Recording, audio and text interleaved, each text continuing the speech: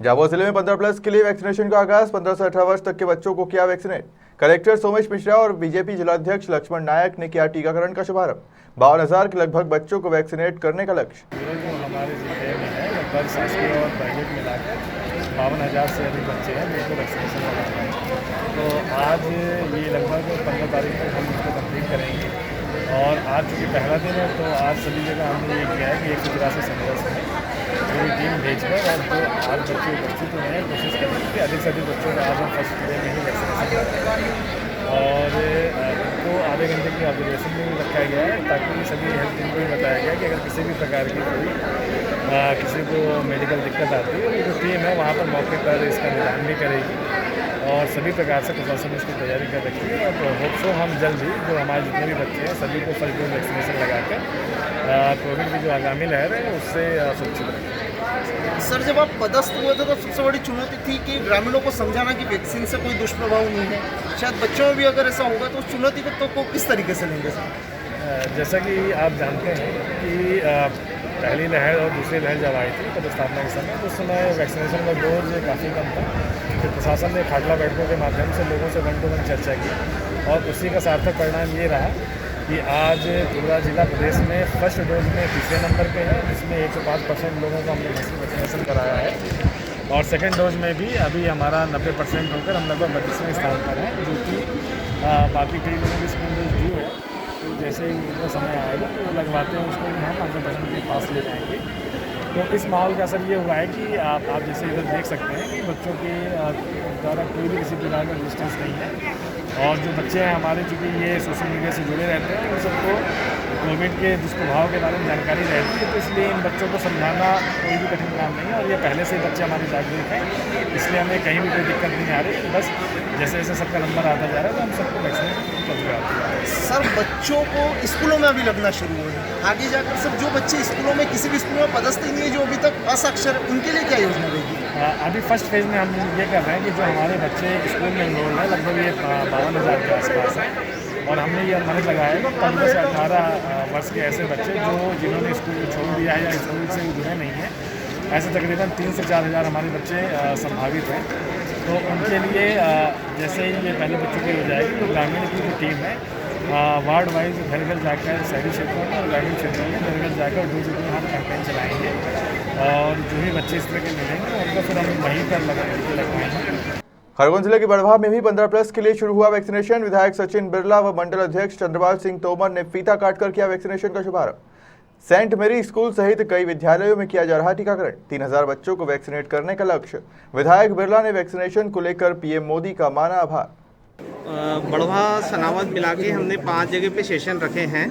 Government higher secondary Barwah, girls higher secondary Barwah, government higher secondary Sanawad, government higher secondary girls Sanawad और saint Mary school. जहां आज Saint Mary school में माननीय विधायक महोदय के द्वारा आज मिशन 15 to 18 का इनाग्रेशन किया गया है। आज का हमारा टारगेट 3,000 बच्चों का है। एक टेक्निकल समस्या ये आई है कि चूँकि स्कूल के बच्चे आधे आधे करके शिफ्ट में आ रहे हैं तो आज हमारे पास बच्चे कम हैं। नेक्स्ट सेशन हमारा जो है हम बुधवार को यहाँ पे लगाएंगे। आज हमारी पूरी विधानसभा में, पूरे जिले में और पूरे राष्ट्र में 15 से 18 साल के युवाओं को, हमारे बेटे बेटियों को वैक्सीन लगवाने का महाअभियान की शुरुआत आज हम लोगों ने बड़वाह से भी की है और पूरे देश में हो रहा है। देश के युवाओं को सुरक्षित रखने का काम, उनके स्वास्थ्य का ख्याल रखने का काम यशस्वी प्रधानमंत्री नरेंद्र मोदी जी ने किया है। और मैं समझता हूं कि जो शुरुआत हुई है ये पूरे विश्व में एक नया जो वैक्सीन अभियान का काम मोदी जी ने किया है वो सराहनीय है। और आज इसकी शुरुआत हुई है। हमारे बच्चों को 15 से 18 साल के युवाओं को वैक्सीन आज यहाँ पर शुरुआत करके लगाई जा रही है। आप देख रहे हैं इतना उत्साह है, बहुत सारे बच्चे आज वैक्सीन लगवा रहे हैं और स्वस्थ होंगे और ओमिक्रॉन को हम सब लोग हराएंगे, तीसरी लहर से निजात पाएंगे और देश सुरक्षित होगा हमारा और सब लोग अपने अपने काम पे वापस से लगेंगे। इस भाव को लेकर माँ नर्मदा से भी हम लोग सब प्रार्थना करते हैं कि जल्दी से हमें कोरोना से मुक्ति मिले। धन्यवाद। देश भर के साथ कोरोना की लड़ाई में कारगर साबित हुई वैक्सीन। खरगोन जिले के सेगांव में भी हुआ वैक्सीनेशन का आगाज। कन्या हायर सेकेंडरी और बालक उत्कृष्ट विद्यालय में प्रारंभ हुआ टीकाकरण। 15 से 18 वर्ष तक के बच्चों का टीकाकरण किया गया। 3,000 के लगभग बच्चों को वैक्सीनेट करने का लक्ष्य। भाजपा के वरिष्ठ नेता हीरालाल पाटीदार, भाजपा मंडल अध्यक्ष समेत स्वास्थ्य टीम रही मौजूद। सीहोर जिले के प्रसिद्ध भागवत रामायण प्रवचनकर्ता पत्नी के नर्मदा परिक्रमा पर लौटे राष्ट्रपति पुरस्कार प्राप्त शिक्षक डॉक्टर ओम प्रकाश दुबे का शिक्षक साथी तथा पूर्व जिलाधिकारी ने शॉल श्रीफल भेंट कर किया स्वागत। डॉक्टर दुबे ने यात्रा को धार्मिक तथा पौराणिक दृष्टि से महत्वपूर्ण बताया एवं यात्रा में विभिन्न तीर्थ स्थलों का वर्णन किया। परिक्रमा माता पिता और गुरुदेव के आशीर्वाद से प्रारंभ की गई। माँ नर्मदा की यात्रा पुण्यशाली मानी जाती है। सबिंदु सिंधु सुस्खल तरंग भंग रंजितम द्विशत्सु पाप जात जात कारिवारी संयुतम कृतांत दूत काल भूत भीतिहारी वर्मदे त्वदीय पाद पंकजम नमामि देवी नर्मदे। नर्मदे हर माँ नर्मदा की यात्रा सिद्धेश्वर नेमावर से प्रारंभ की। बरमान घाट, ग्वारी घाट, जहाँ पर महाआरती होती है, माई का उद्गम स्थान जिसे माई की बगिया कहते हैं, वहाँ से होते हुए दक्षिण तट पर यात्रा प्रारंभ की गई। महाराजपुर, रिद्धेश्वर, ओंकारेश्वर होते हुए प्रकाशा एक स्थान है जहाँ दगड़ू संत नेमावर के माने जाते हैं, उनके विश्राम स्थल पे दर्शन किया और वहाँ से रत्नासागर स्थान है जहाँ पे नर्मदा जी समुद्र में समाहित हुई है। नाव के द्वारा नर्मदा जहाँ समुद्र में रत्नासागर में समाहित हुई है वहाँ से वापस उत्तर तट पर यात्रा प्रारंभ हुई। वहाँ से अलीराजपुर, कुछ इस बीच में गुजरात का द्वारकाधीश का धाम और सोमनाथ के दर्शन करने का भी सौभाग्य प्राप्त हुआ। इसके बाद में अलीराजपुर मांडो होती हुई विशेष जो स्थान है महेश्वर घाट पर यात्रा हमारी कुछ समय के लिए विशेष रुकी वहाँ पर। इसके बाद में ओंकारेश्वर आते हुए वापस नर्मदा जहाँ से यात्रा हमने प्रारंभ की थी नेमावर पे, वहाँ पर आकर के यात्रा हमारी पूरी होती है। लेकिन एक सिद्धांत है उसका कि पूरी यात्रा का जल जो पूजन के द्वारा अभिषिक्त किया जाता है उस जल को ओंकारेश्वर भगवान पर चढ़ाया जाता है। तो दूसरे दिन, समापन के दूसरे दिन ओंकारेश्वर पर जल अभिषेक करके यात्रा हमारी संपन्न हुई। यात्रा का बड़ा आनंद रहा। दिव्य और विशिष्ट अनुभूति अनेक स्थानों पर प्राप्त हुई। मातेश्वरी की कृपा से सभी जितने परिक्रमावासी थे वो सब स्वस्थ रहे, सब मिलजुल करके रहे, सब बड़े भाव से भजन पूजन करते हुए यात्रा का पूरा कार्य संपन्न हुआ। खरगोन की बड़वा में गरीबों को सर्दी से बचाने के लिए संभाला मोर्चा। सीआईएसएफ के क्षेत्रीय प्रशिक्षण केंद्र की संरक्षिका प्राचार्य प्रीति पांडे के नेतृत्व में गरीबों को बांटे गर्म कपड़े। कार्यमाल में गरीब और बच्चों को सर्दी के कपड़े, कंबल और महिलाओं को वितरण की साड़ियां।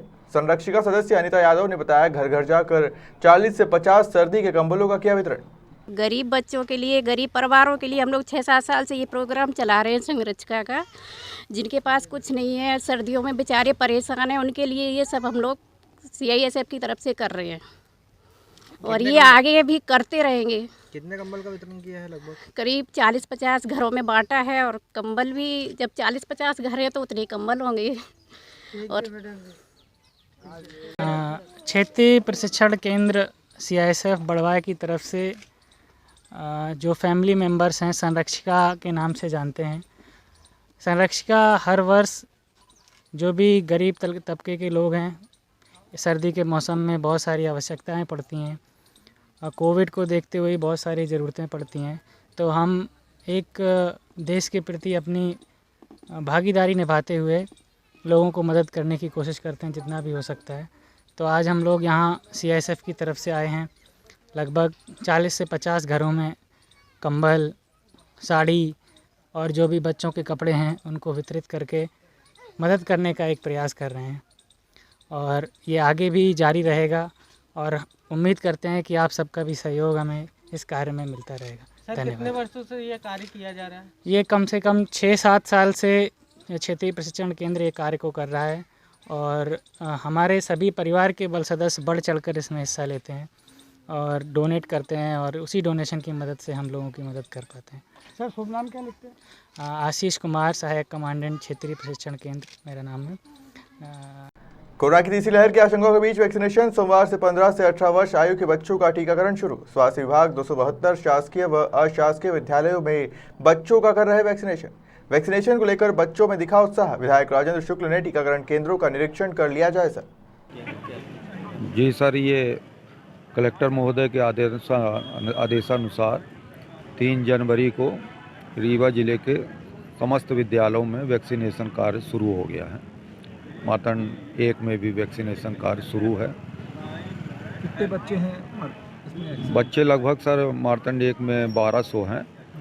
पहला बच्चा जो है ओम पांडे द्वारा वैक्सीनेशन लगवाई गई सुबह जी। अभी तक लोगों कितने? अभी करीब 100 बच्चे वैक्सीनेशन करा चुके हैं सर। 15 वर्ष से 18 वर्ष की उम्र के बच्चों को वैक्सीनेशन हो रहा है। माँ बाप को पूछिए, मतलब करवाया जा रहा है। गार्जियन को सूचना दी गई थी, मैसेज भी डाले गए थे और उनके द्वारा बच्चों को भेजा गया। बच्चों में उत्साह है, बच्चों में काफ़ी उत्साह है। वो अपने आप पहुंच रहे हैं, रजिस्ट्रेशन करा रहे हैं। कुछ रजिस्ट्रेशन पहले भी हुए, कुछ अभी ऑन स्पॉट भी किए जा रहे हैं। बच्चों में काफ़ी उत्साह है। हाँ, काफ़ी अच्छा लग रहा है। बोलना चाहेंगे बच्चे लोग को? मैं कहूँगी कि कोरोना अभी ख़त्म नहीं हुआ है, कृपया करके वैक्सीन लगवाएं, क्योंकि गवर्नमेंट अभी फ्री में लगा रही है। बाद में हमें पैसे देने पड़ेंगे और इससे हमें ये हमारी सेफ्टी के लिए है, तो प्लीज़ कोऑपरेट करें। 15 वर्ष से 18 वर्ष के बच्चों में वैक्सीनेशन का कार्यक्रम आज से शुरू हुआ है और रीवा शहर में 40 स्कूलों में केंद्र बनाए गए हैं और पूरे ज़िले में 277 केंद्र बनाए गए हैं और 80,000 वैक्सीन लगाने का आज लक्ष्य है। टोटल किशोर जो आइडेंटिफाई हुए हैं इस उम्र के बीच के, वो 1,72,000 हैं।